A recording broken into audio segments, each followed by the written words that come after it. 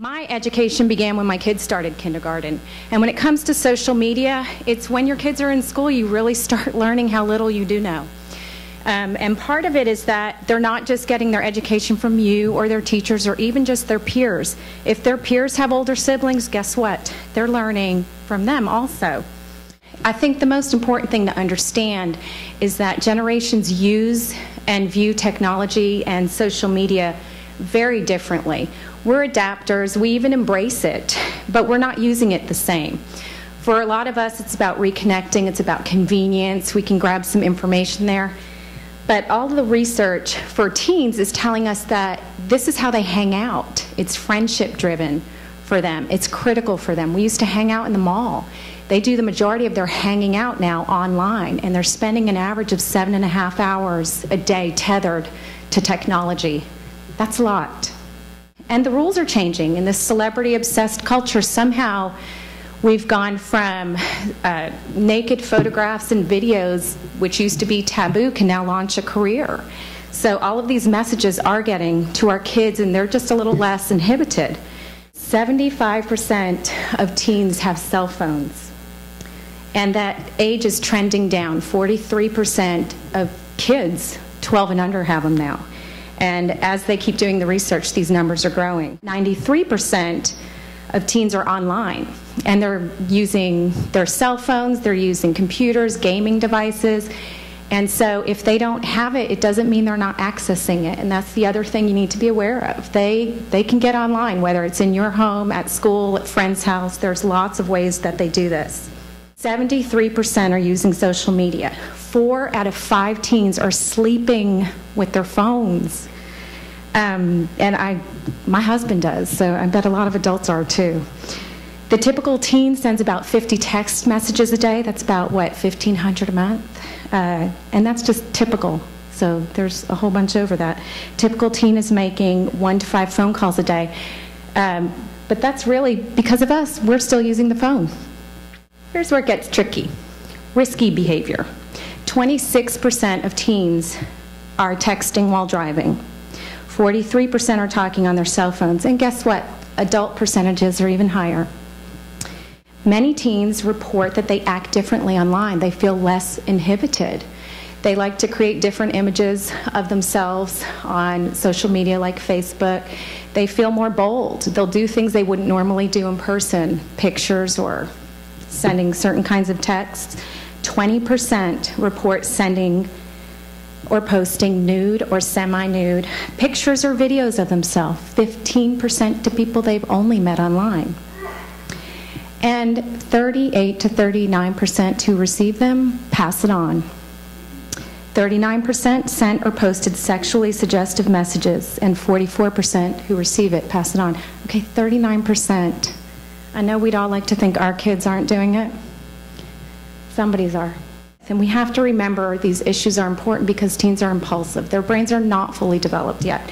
They make a lot of mistakes, but they're making them in a different context than we did. I can't imagine growing up with a flip video camera or an iPhone in my face and everything I do on Facebook young. There is no privacy, yet there are all sorts of privacy policies online. People need to understand that there's no privacy, no matter how you make these private settings. Just look at Facebook. They keep changing it too. So try to keep up with the fact that you keep clicking private, and then a week later there's a new policy. Permanence, and this is the part that is the most dangerous. Once you hit send or post, you cannot take it back. You can delete it from your own memory, but you can't take it off of anything. You can't even delete your Facebook account. They keep it. So you've deleted it for yourself. So you have to remember there are screenshots, the technology's out there, and all of this is called your digital footprint, and it will be there forever. It's kind of frightening that we can figure out where almost everybody is now all the time. And adults are doing it too. We're checking in on Facebook where we are right now, so you know when I'm not home, you know exactly where I am. Programs like Foursquare promise you coupons if you will just keep logging on wherever you are. If your kids are gaming, they're doing it from GPS tracking. So not only, parents might think, oh, well, I know where my kids are. Well, so does everybody else. A lot of times we don't think of the legal implications. laws have not caught up to technology. Child pornography laws in place make it a felony when a teen distributes a picture of themselves or anybody else under 18. That's punishable by prison and lifetime registration as a sex offender. And yes, teens have been prosecuted. Laws are trying to catch up, and Governor Perry did just sign a bill which will become law in September, which will make it a misdemeanor. So it's important to kind of keep up with what's going on. There's also a lot of people getting into trouble with videos they're posting on YouTube are coming back to haunt them, and arrests are being made. So there are legal implications. There are a lot of benefits, educational benefits to all of this. But then there's college admissions officers who are now looking at your digital footprint to make admissions decisions. There are career implications. I was just talking to somebody who was responsible for hiring, and he said they're no longer using resumes to weed out candidates. They're going online. So despite your great resume, school, grades, the information they're finding online is helping them make decisions about you. What do we do? There's a lot we can do. You have to educate yourself. You have to get involved. A lot of high schools are encouraging parents to get onto Facebook. Yeah, we use it differently. We start reconnecting with everybody from high school, which is kind of scary. And it's like a big birthday card for us. But it's important to get on there to know what your kids are dealing with. You know, using Twitter. Only 8% of teens are using Twitter, by the way. That's us. Talk to your kids about real issues. Because these are life-lasting implications, it's real important to really spell out for them these issues of putting things out there in perpetuity and how they can really come back. Be aware of what they are posting. You would be surprised what your own kids are sending and receiving in text. You really would. I do check my kids' texts. It's kind of part of my rule. There's tracking software. I don't do that. I just have regular checks with my kids, and I go through it, and if they're missing some dates or gaps, then they lose the technology. But even when I go through, they're good kids, and they make a lot of mistakes, and I have to have talks with them about, don't send that picture, don't send pictures of your friends, don't write that. And I'm always surprised at what their friends are writing, these sweet little kids I thought I knew so well. Set ground rules and expectations.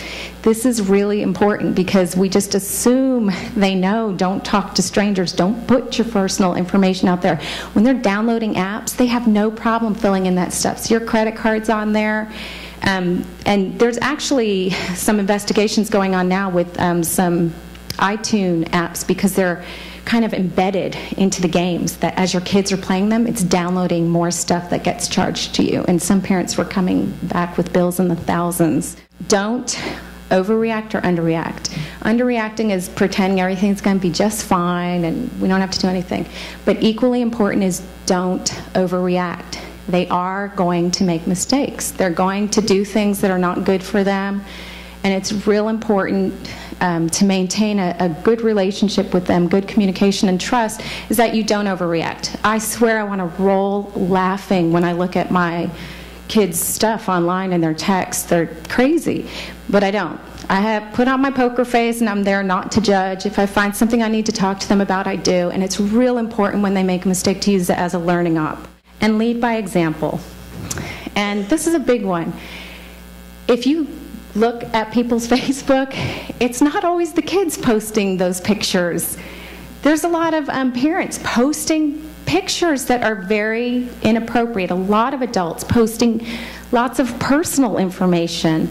You know, as I said, the statistics for driving while texting, that's higher for adults than teens, and they are watching. So, you know, be careful about just telling them what to do and doing something completely different. I'm optimistic because I do think that while our generation is not digital native, which is what this new generation is, I feel like we're embracing it and we're trying really hard to catch up.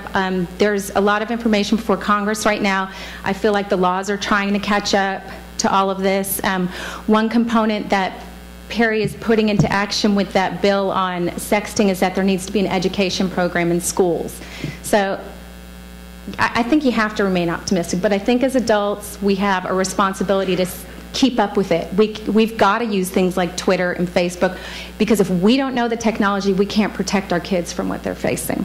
This is not spying, and if somebody, if that's what people think they need to do to protect their kids, that's fine too. That's not what I'm doing. I'm not going to hand the kids to my 16-year-old to start driving until they've done driver's ed. As far as I'm concerned, this is parenting. They don't get an email account, they don't get text messaging unless they understand that I need to be a part of it. They have to kind of show me that they can be responsible with it, and my job is to push them toward independence and away from me looking at everything. And so as they get older, I hope to do it less and less. But I have a responsibility to them because they just don't know sometimes. They're very impulsive.